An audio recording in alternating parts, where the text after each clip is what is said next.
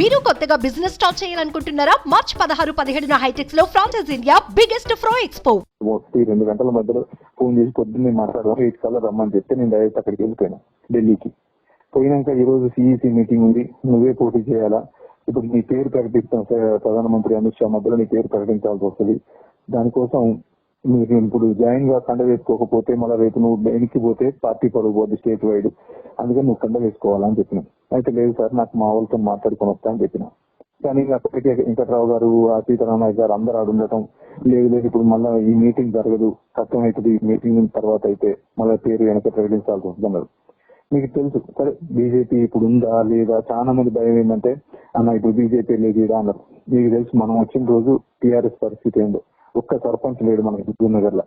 కానీ మనం 120 సర్పంచ్లకు వచ్చినాం, పిఏసీఎస్ 17 గెలిపించుకున్నాం, ఎంపీపీలు గెలిచినాం, జెడ్పీటీసీలు గెలిచినాం, అన్ని వరుసకు వచ్చినాం. కానీ నేను ఫెయిల్ అయింది కొద్దిగా యూత్ కి ఏమైనా చేద్దాం అనుకున్నా, దాంట్లో కొద్దిగా ఫెయిల్ అయినా. ఎందుకంటే కొద్ది ఊపులు లేచిన దగ్గర నుంచి పెళ్లిళ్ళు, పేరంటాలు, చావులు, ఉరుకులు ఏది పని చేసే లేకుండా అయిపోయింది. ఇప్పుడు కేంద్ర ప్రభుత్వ సహాయంతో మనం యువతకి చేయలేస్తాం, ఉద్యోగ కల్పన స్కిల్ సెంటర్స్ పెట్టలేస్తాం, ఉద్యోగ కల్పన కోసం చేయలేస్తాం.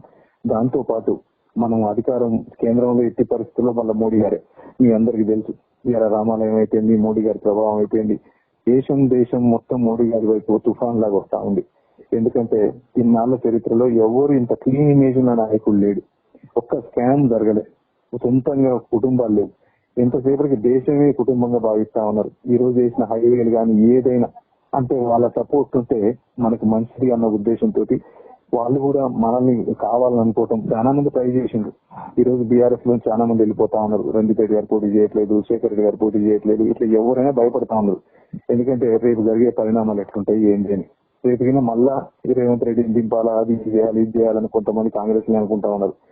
అట్లాంటి వాళ్ళకి మళ్ళా మన వాళ్ళే సపోర్ట్ చేయొచ్చు.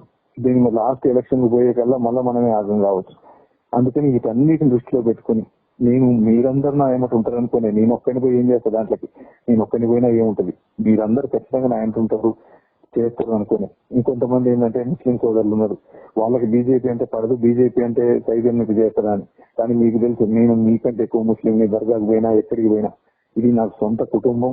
ఇది లోకల్ అనుకునే పని చేసిన, మనం అనుకునే పని చేసిన, అది పార్టీ ఆ మతం అని పని చేయలే, ఎవరికి ఒక్కలో అని పని చేయలే. ఎవరైనా మాకు తైలన్న అంటే అర్ధరాత్రైనా పొందుకుంటూ కూర్చున్నా, వేరే పని లేకుండా 5 సంవత్సరాలు గడిపిన. కాబట్టి మీరు ఆలోచించండి ఒక్కసారి. ఇది నేను ఒకవేళ నేను మీకు చెప్పకపోవడం తప్పే, ఆ తప్పు క్షమించండి. కానీ మీరు అర్థం చేసుకుంటారు, మీకు తెలుస్తుంది.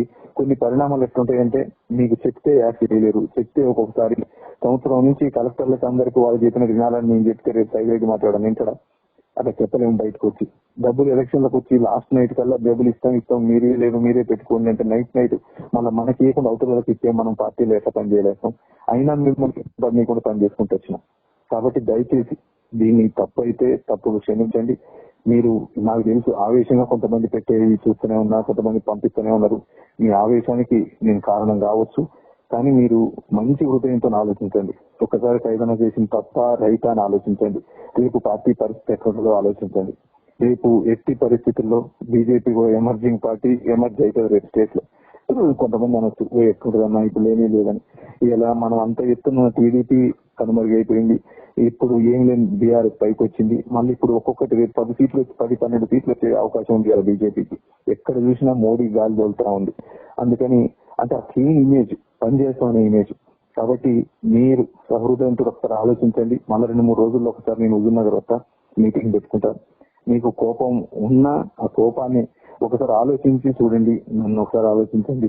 నేను చేసిన తప్పు అయితే క్షమించండి. మీరందరూ కూడా ఎట్టి పరిస్థితుల్లో సపోర్ట్ చేస్తారు.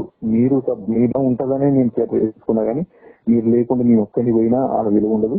మీరందరూ కూడా ఖచ్చితంగా నా ఇంటర్ రావాలా, వస్తారని ఆశిస్తా ఉన్నా. జై తెలంగాణ.